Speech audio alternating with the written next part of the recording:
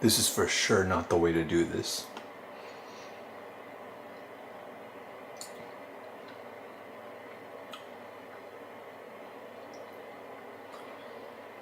Whatever. I'm like eating the... I should probably not use artificial lights.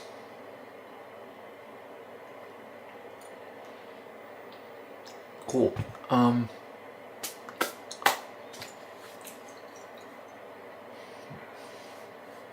This is straight.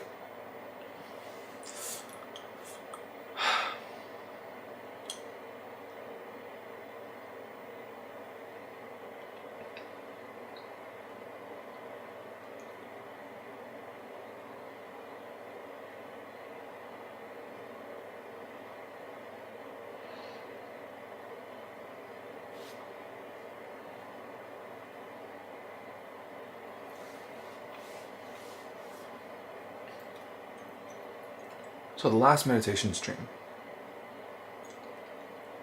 worked in some ways. It made the entire week better. Like I noticed it. It had a profound effect, unexpectedly profound effect. I feel dramatically more organized. And I'm feeling really good today.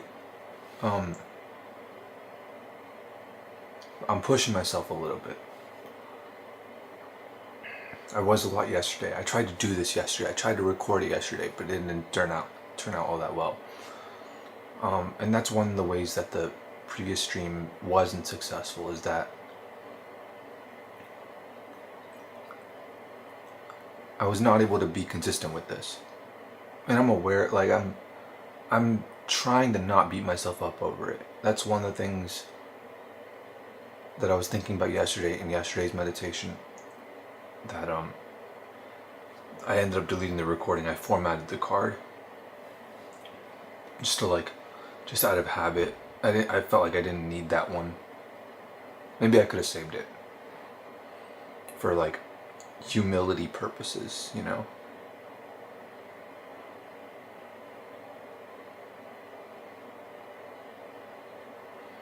It wasn't that serious. And I fell asleep on camera.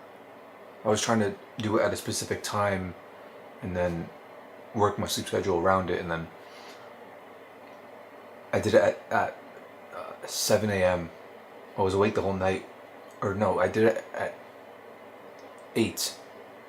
And then I fell asleep and the camera was still rolling, so that's how that one went. But I wanted to stay consistent with this, because even what I'm doing right now, I'm really bad at this. Like, this is the worst I've ever seen anyone meditate. Like, talking this much, thinking this much, having to rely on speaking out to a camera as if it's as if it's a therapist.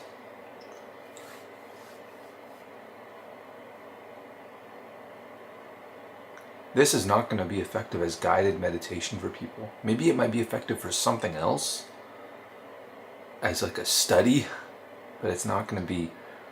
I need guidance with meditation, bro. Maybe I might do that. That might actually be a good idea for like a couple of them, you know? But yesterday the main thought I was thinking about was like,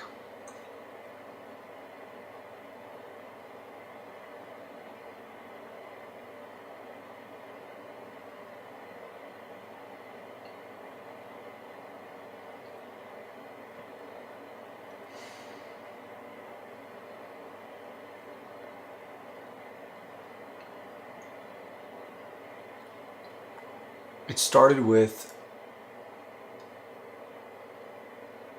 I try not to be so hard on myself because I see other people in much worse situations than me, addicted to this and addicted to that and doing this stupid thing and wasting their time on this, and they don't beat themselves up over it, and slowly they go at their own pace and they get over these things.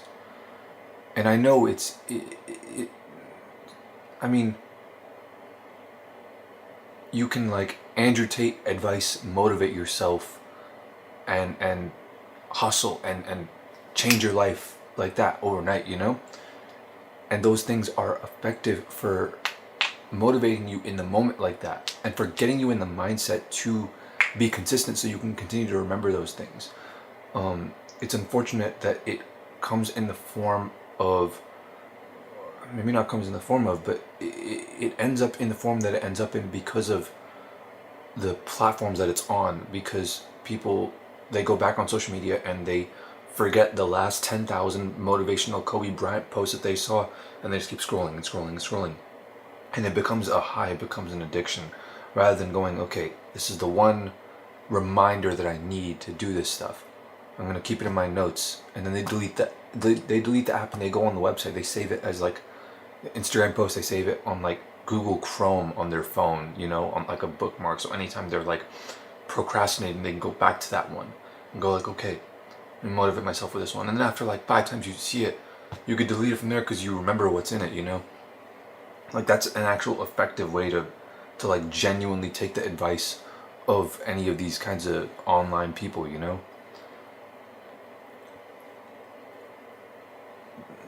But in practical terms, for my life, I get sucked into these things too easily. For practical terms, for my life, I do need to take things at my own pace. I do need to build up that momentum, that snowball.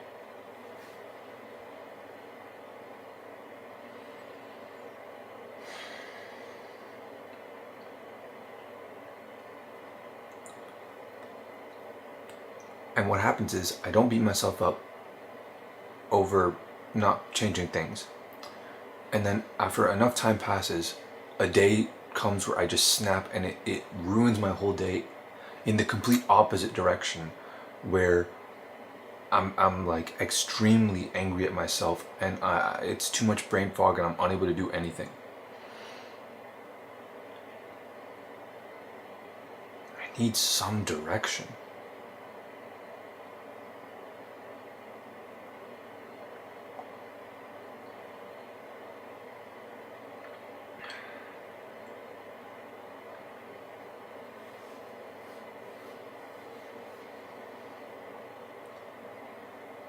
I should sit on the floor and do these. Right? Legs, like, more oxygen to the brain, maybe? I don't know. But then I would be laying down. No. But I feel like I should sit on the floor. I'll do that for the next one. I'll write it. I'll make a note of it.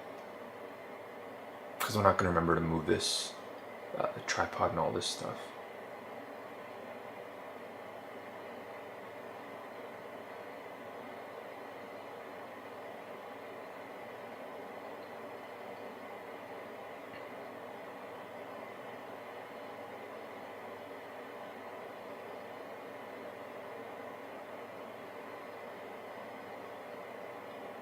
Alright, cool.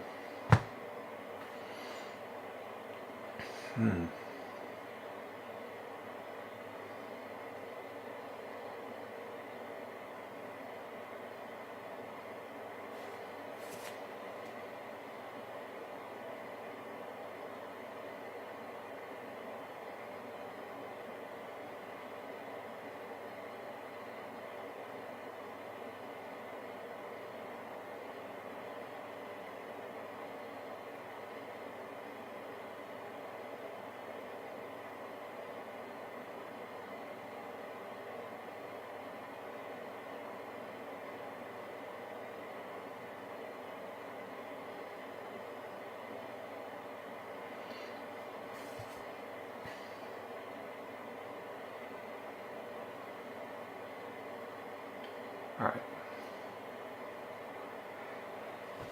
But yeah, I was not consistent with this. It's been like over a week, maybe 2 weeks since I did the first meditation stream. This is, let's just call this the second one. I didn't take that one seriously. That one was only for like 15 minutes, and I was not. I get that this is like, I shouldn't be talking this much and all this stuff, But really, I feel good about this. I feel good about how calm and clear and empty my mind is right now.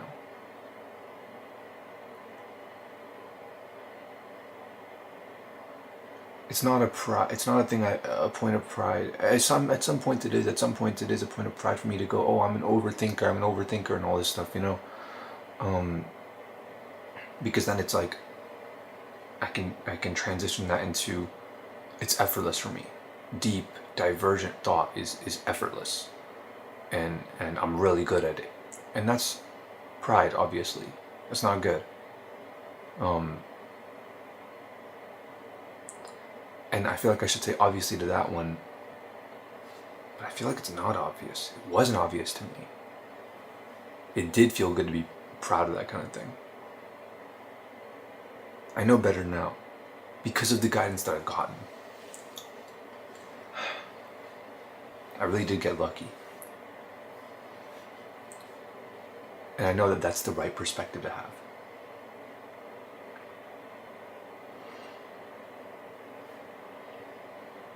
But it's nice, like, this might sound like I'm trying to brag or whatever, and maybe to an extent it does come from that, but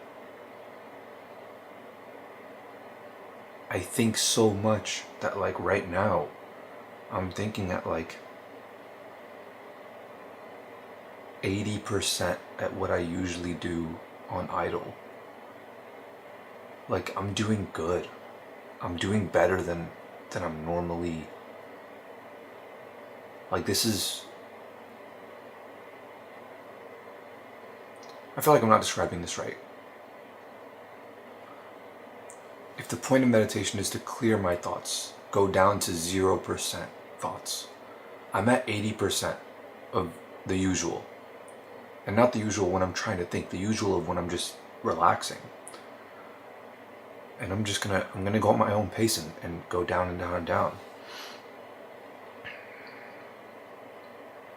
Wow, my last one was very, very pessimistic. Very pessimistic. But I did come to an important conclusion, and that's that I need to focus dramatically more on my health. Like, much, much, much more. Because it was very pessimistic, and now thinking back, oh man, I'm so glad I did that. I'm so glad I did that. I meditated under those conditions because I can look back and compare myself today versus yesterday. And yesterday it was like I was feeling like hopeless. But today it's like, okay, I still have a chance to correct the mistakes I had made in childhood of taking the path of least resistance, of not being athletic, of not being physically fit. I can still correct those mistakes today.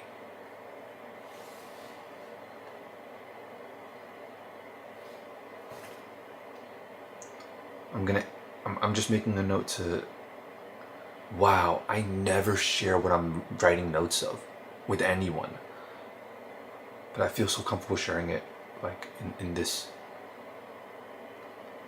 See, that's the thing. Sharing my notes is, that's where I, like, draw the line of, like, whatever I say is what I say. I don't think about it. Or I don't think before I speak. It's unfiltered. I think in order to speak. In order to understand my own thoughts in my mind, I must say it out loud first. So, but when I write something, that's when I think before I speak. That's my thinking, but private. They're my private thoughts. And so I never share them with anybody. Not my mom, not my dad, not my brother, not my best friends, my squad, my cousin, anyone that I work with, anyone that I talk to. I don't share my notes with anyone. And it is because I have to think about it twice. I have to think about, how do I interpret it for myself? Then I have to think about it again. How will others interpret it if I tell it to them? And I don't want to do that. I don't want to go through that effort. And that's, in one way, an effort problem. In another way, I mean, it is actually mostly an effort problem, but it is, believe it or not, a rational thought to consider it too much effort to think about what other people would think of that kind of thing, because it's just too much. I've become so unbelievably efficient at writing notes. It's not even, it's an understatement. I can't even describe, like, to walk someone through the thought processes of of any one particular note that I have in a way where I feel I could explain to them honestly, where they would take it the way that I want them to take it. I might as well just do the stuff in the note. It'll take the same amount of time. But because my mind is a lot clearer, I can open it up and I can simulate, okay, what will you guys think of this? See, I still don't want to say the words in it. Maybe I'll get over that eventually.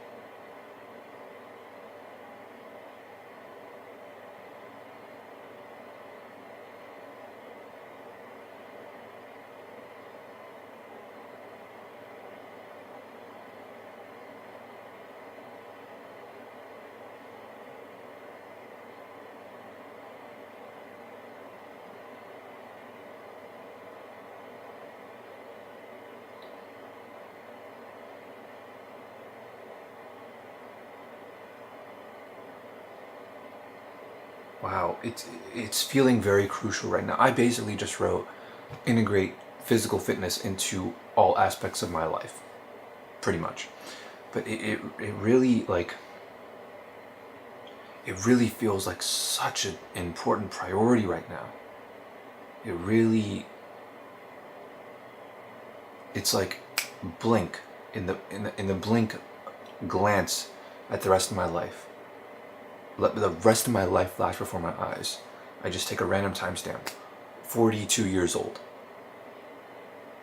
My life would be dramatically different. Dramatically different if I focus right now heavily on spending a decent chunk of the day or a decent chunk of my energy in being more physically fit versus not. It would make a world of difference in my, like, overall, in everything, in my capacity to think, in my immunity to diseases, in my like confidence and the way I look and my ability to speak to others and my ability to do business and my overall, like, long-term happiness and my ability to play games with people and my ability to lift my kid on my shoulders so that they can see over the crowds. Like, it's just, it feels like it's a must right now. I know that it's a must. Everyone knows that. Everyone knows that they should be fit. Everyone knows they should be athletic, that they should develop that. But I feel it right now. Like, how do I describe this?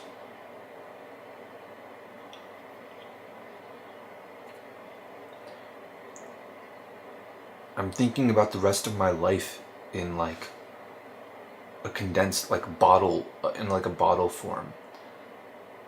And it's just dull and boring and nothing if I'm not physically fit.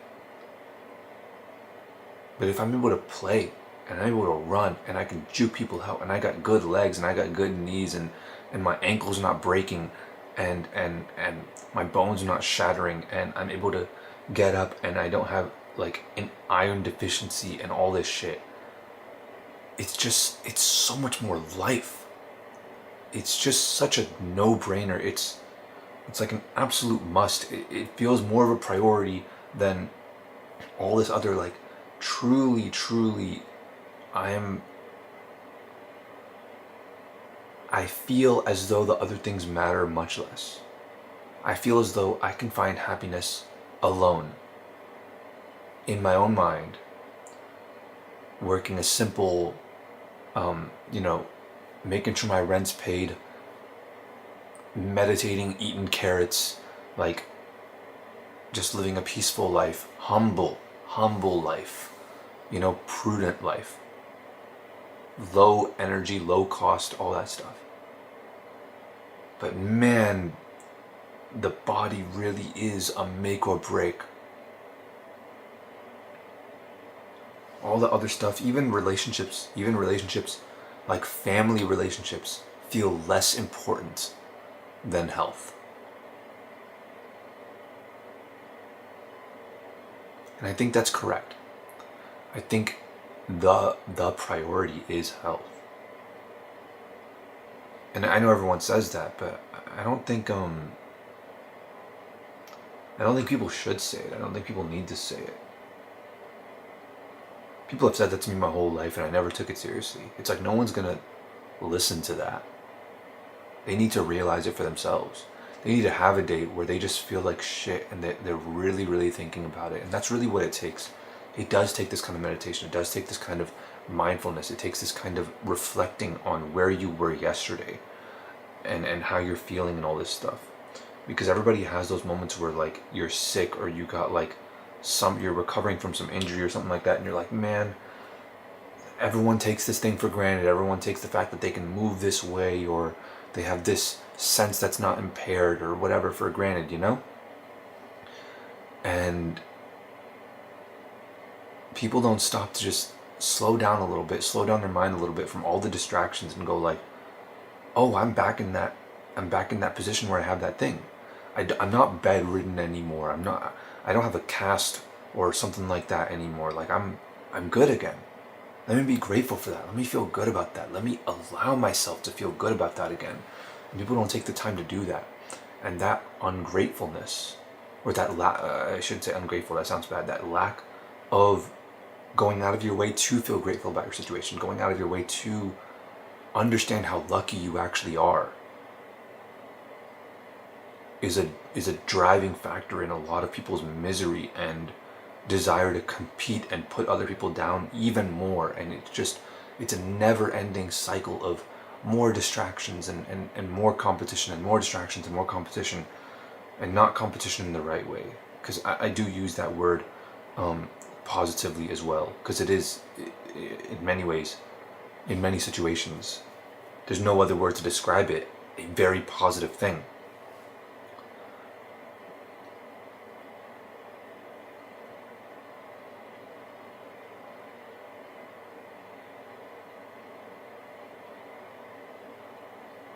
Are these schizo rambles? Because you wouldn't, just assuming, you wouldn't know if you're psychotic, right? You wouldn't know if you're schizophrenic.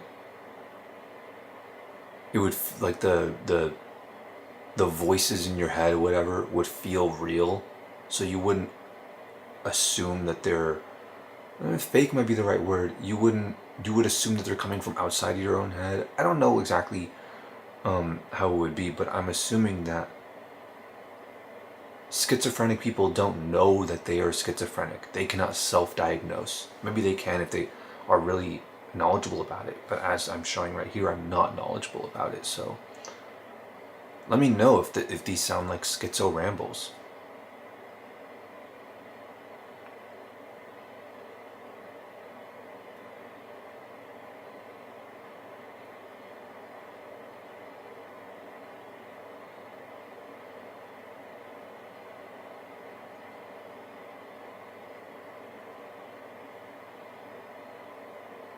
There was more I wanted to say about the topic I was just talking about. I wanted to branch off into prayer and taking time to like reflect on the good things that are going on in your life and how that influences other things that I wanted to branch out. But I feel fine not talking about that. I feel fine not even going in that direction.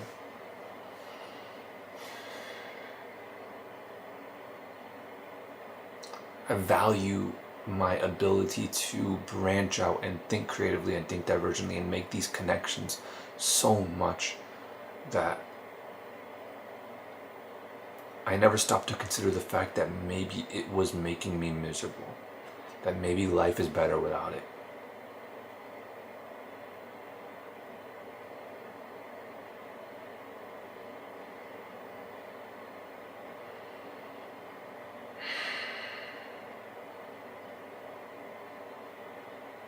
I'm gonna be straight up. It's uncomfortable to sit like this with no backrest for this long. Like, this is annoying. Like, I can do it, but I know if I'm not consciously thinking about it, unconsciously I'm gonna lean back and rest on my elbows, or like lean back all the way, and like, I know it's gonna happen unconsciously. It's just gonna happen by itself.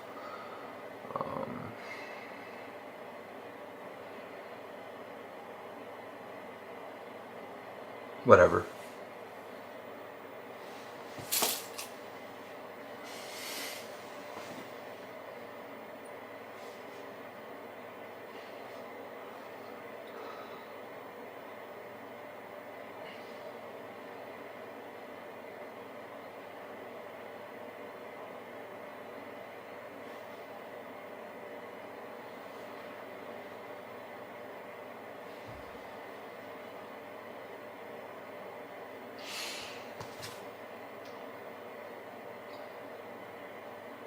No need to share this thought.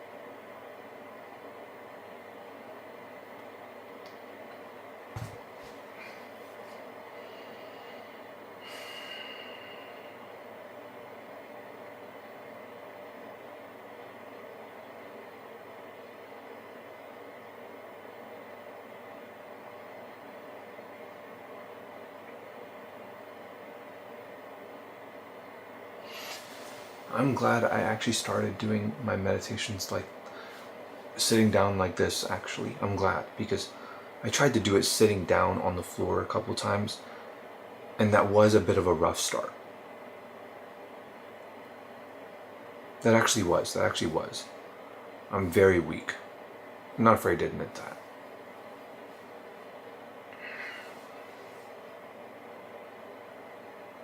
In fact, I don't know if I'm even going to do it on the next one. My muscles are always really tight right here, so I'm going to be like...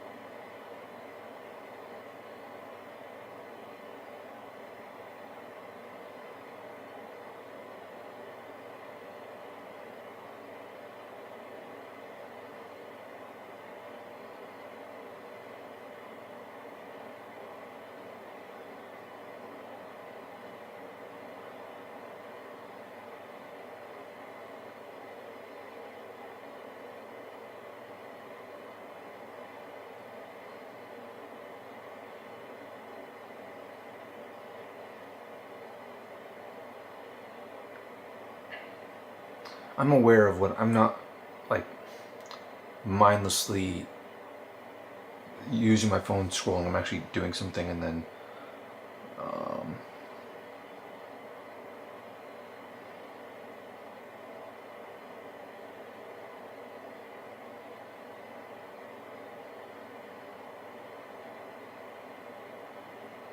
okay, completing a little errand, you know.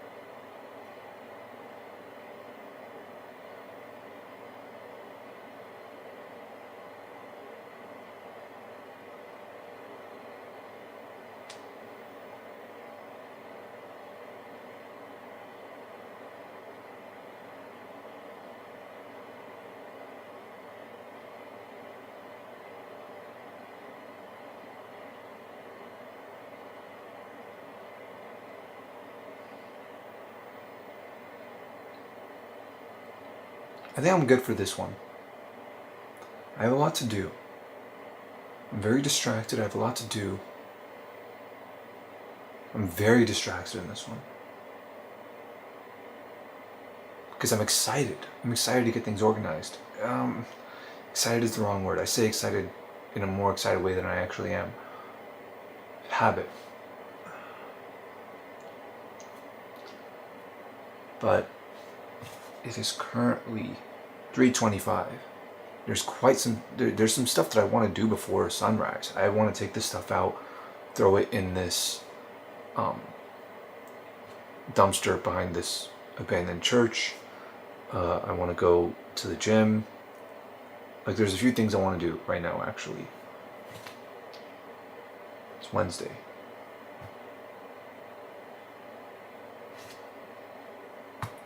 Pull day. Cool. My favorite day. I'm slowly trying to transition into doing full body every day, actually. 3 hours at the gym. Full body every day. That's the way to do it, man. That's the way to do it.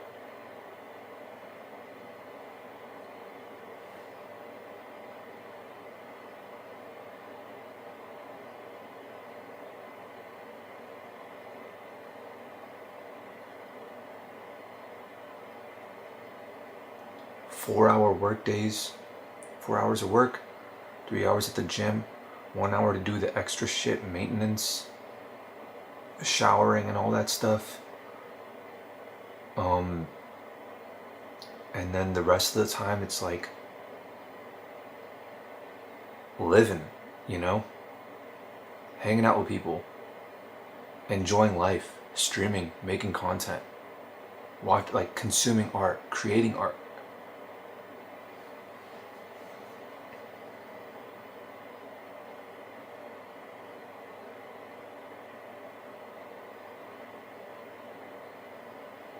Or I guess 7 hours, 1 hour of meditation.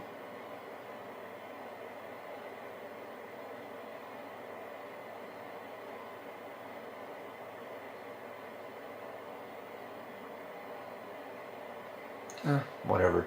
I'm not gonna be so... I shouldn't think so much about it. I shouldn't think so much about the future and of like how exactly my exact routine and schedule, because it's too fickle. It'll change too much, and I'm not capable of simulating that kind of thing. So that is also the kind of thinking that ruins your creativity. Of going, I'm not capable of thinking. It should be unlimited if you really want to have that creativity. So if anyone's watching, and I did make a whole guide on how to be creative, this goes against that. Like, don't have those self-limiting beliefs, you know?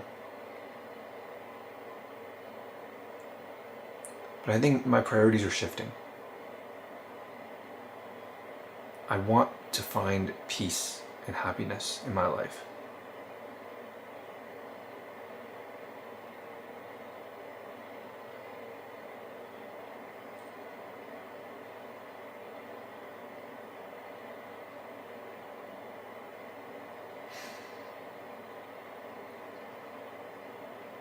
yeah, there's a lot I want to do before sunrise, so better get to it, and then a lot to do throughout the day as well.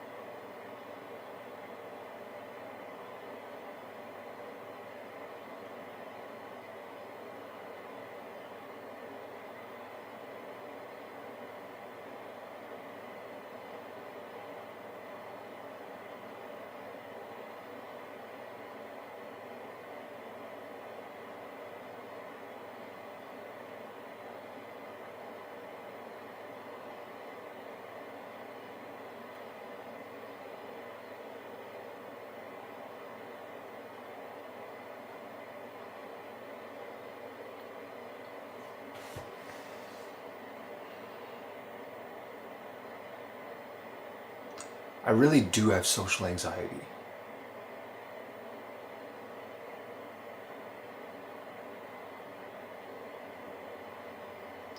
But I remember what it was like to not have social anxiety.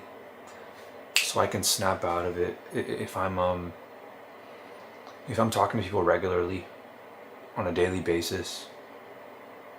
It's not gonna be an issue for me. So I'm acknowledging him. I'm understanding that that is the case. I know I have social anxiety. But I know it's not something to worry about. I know it's an easy fix for me.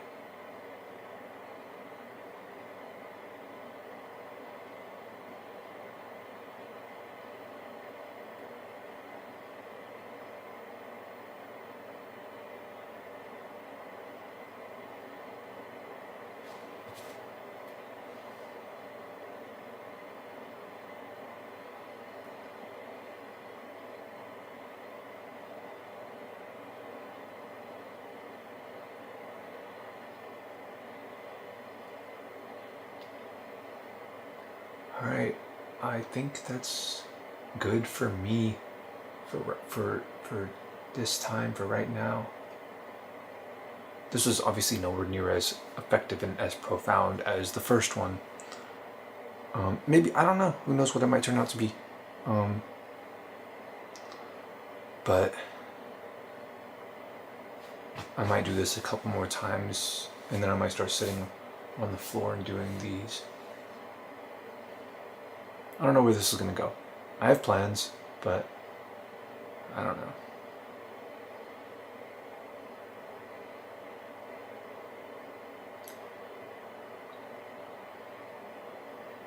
Not knowing the future of it is... it's disheartening to not feel excited about the uncertainty of the adventure. But maybe that's something I just have to get used to, like, developing over time, you know? Because I'm so used to that, like, feeling in control. Me and Ishan were talking about that, actually. It's like...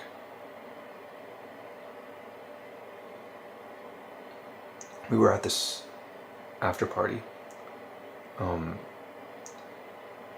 Details don't matter. We were at the after party, and I left. I usually leave early for these kinds of things. I might show up and say what's up, and then I leave. And Ishan was there for a bit, doing his thing, hanging out with people, and then he left. And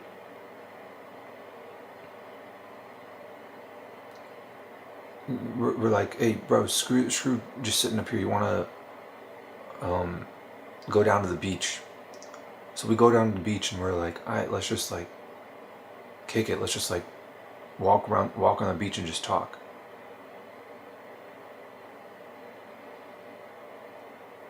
And before we even started having our discussion, it's usually how it goes. The discussion starts because of some other random tangent we go on.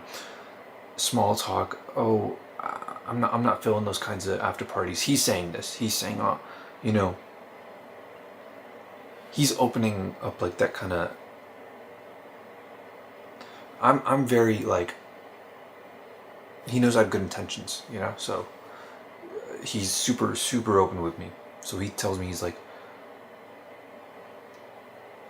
like I don't like that kind of environment, those kinds of parties. Not because I don't like it, but because I always have this like feeling coming back in my mind of like I'm not where I want to be in life.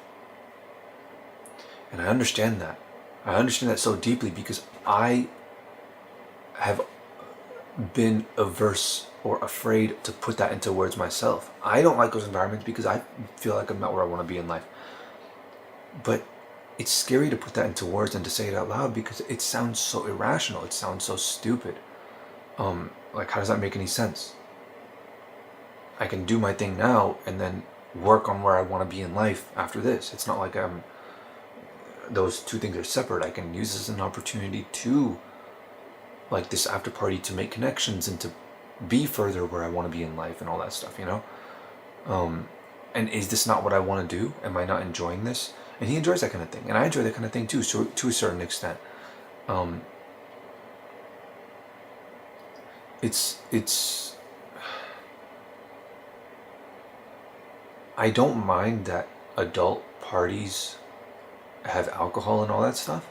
I mind when the parties are set up in a way where they rely on alcohol, where the only way you can have fun is if you're drinking. Like there's no like, bro, let's get a pool table in here or something, you know? Like, give the people that are not like that are a bit more clear-headed an opportunity to stimulate themselves to play some games, you know? I don't like the situations where you can't have fun unless you're drinking.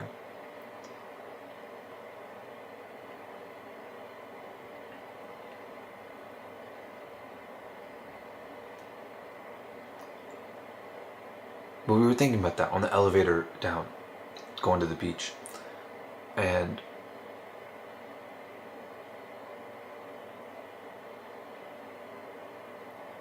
I'm telling him what I'm saying right now, which is, I understand that completely, and I feel the same way.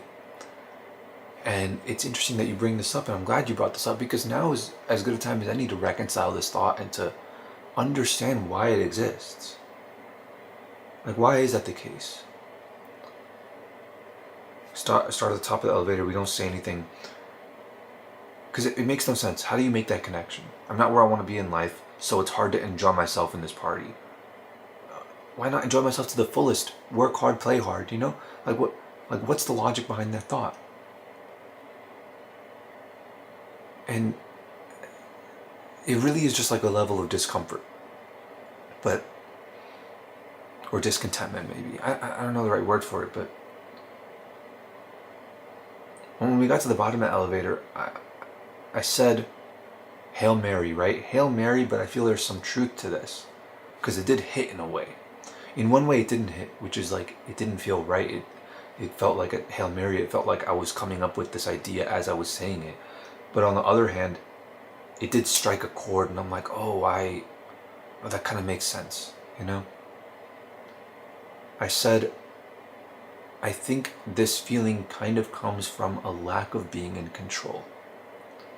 I think when people say they're not where they want to be in life, it's that there are situations that are in their life that are not in their control in the way that they want them to be. There's many things that are out of my control that I'm totally okay with. And that's fine. But there are certain things that I want to be in my control that are not.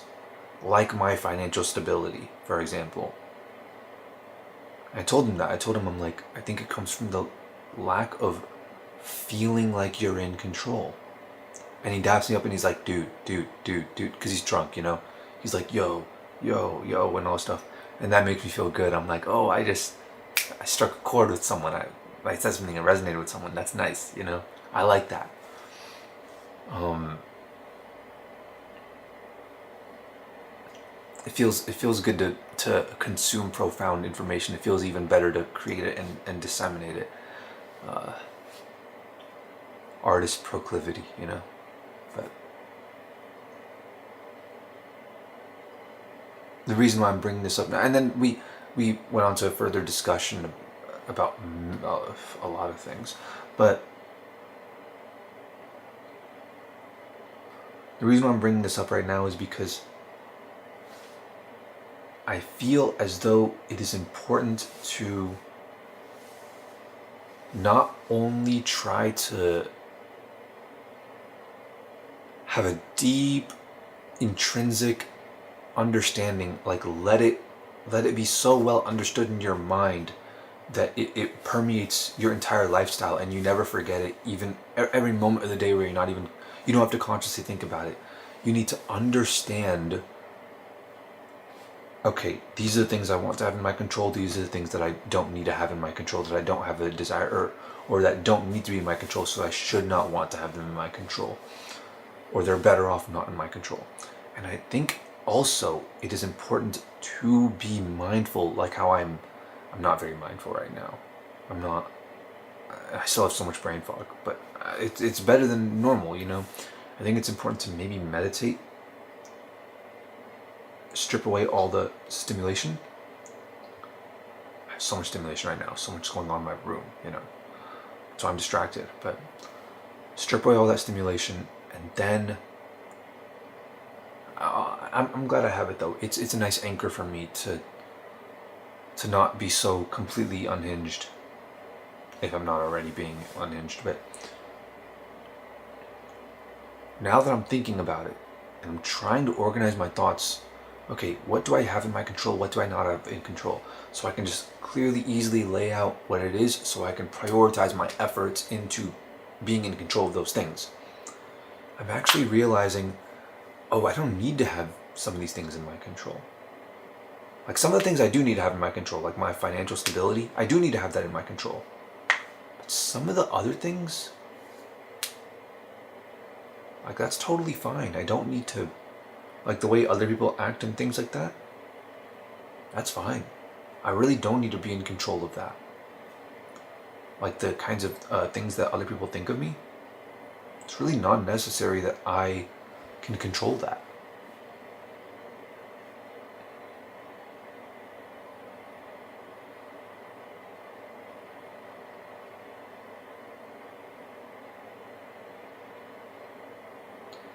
Is that masculine or feminine? Letting go of control in that way?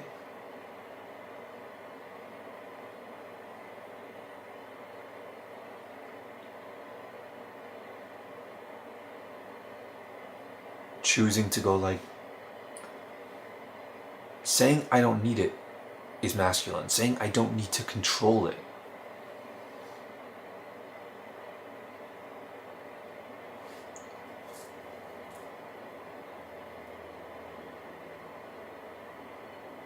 Saying I shouldn't control it.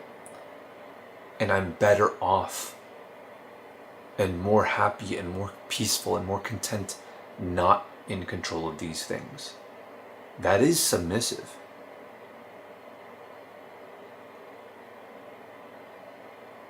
But it's choosing to be. What an interesting twist.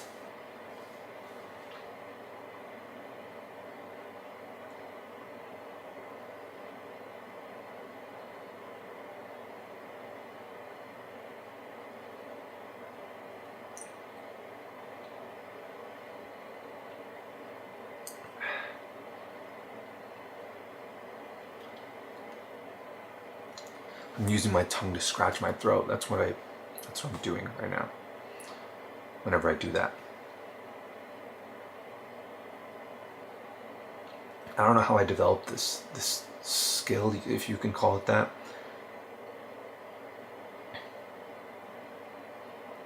It's not a good habit because I think it makes my throat more sore over time.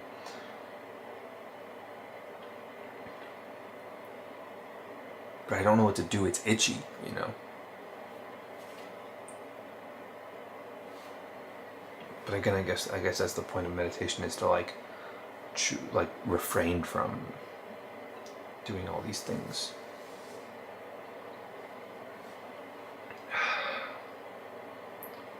I think that's enough for today. I said that like so many times already. Let's see, is there anything else? Is there anything else?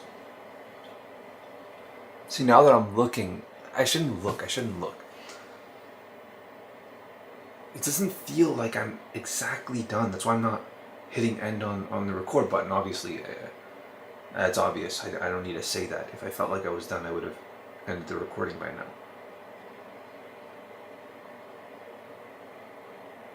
I don't know if this is brain fog or an empty mind. But an empty mind would be like, I have the clarity to know whether or not it feels satisfying to be done with this.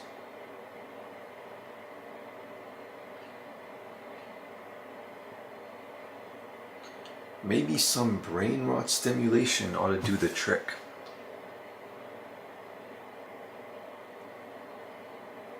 I'm checking my notes for like the day, things I have to do.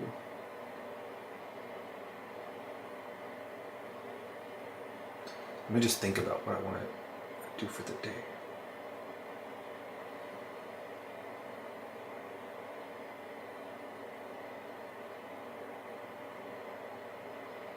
I might actually want to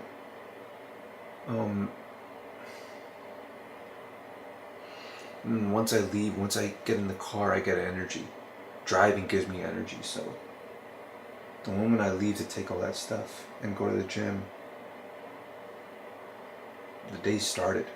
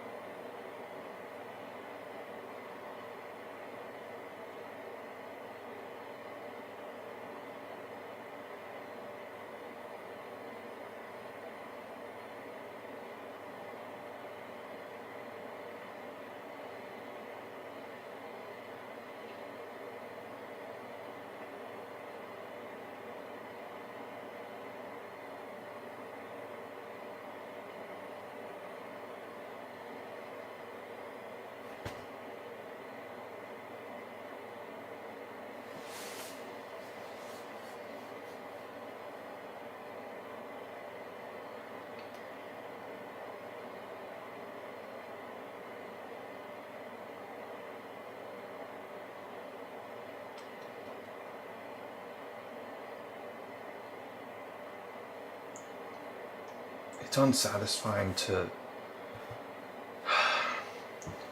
learning doesn't feel like learning, it feels like frustration.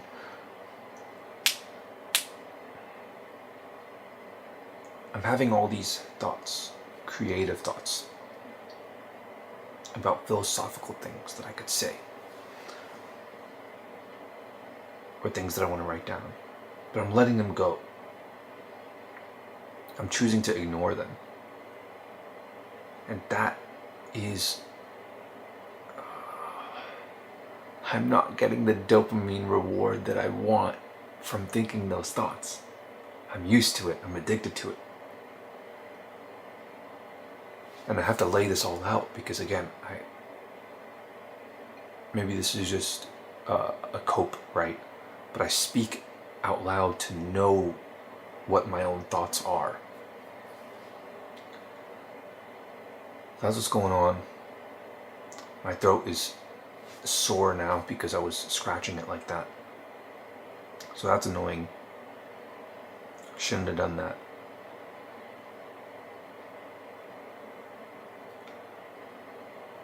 I'm gonna drink water, drop all that stuff off, go to the gym,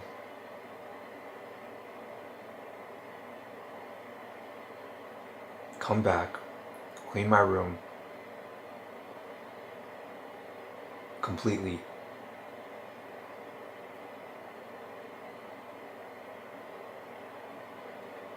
Then start the day. Just get started on the schedule, working, getting stuff done.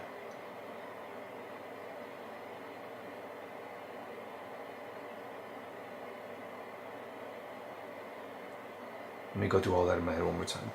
Take this stuff, go to the gym. Okay, cool.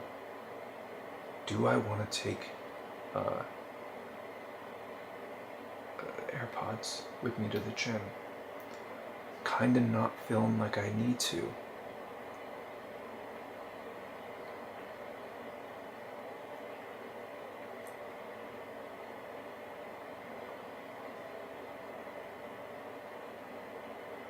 Fuck it. I'm gonna bring my whole ass noise canceling headphones, the Sony ones, so I can block out the noise in the gym. I'm not even about to play music. If anything, I'm about to listen to like an audiobook or something like that. Because I'm not that enlightened, you know. I'll upgrade. Audiobook, then podcast about like health stuff in the gym, and then like main character shit, like studying police codes, like memorizing police codes and having that, and then after that, I guess it's just nothing. I guess it's just raw dog in the gym. No headphones. Listening to my heartbeat.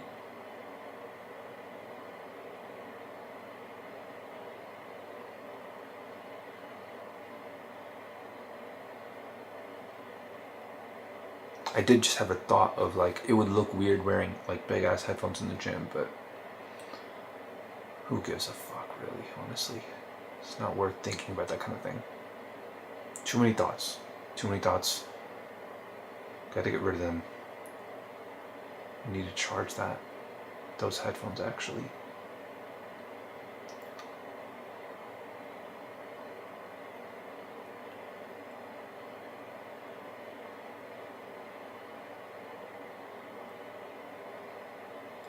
Alright, cool.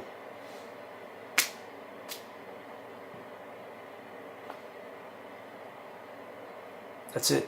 Okay, bye guys.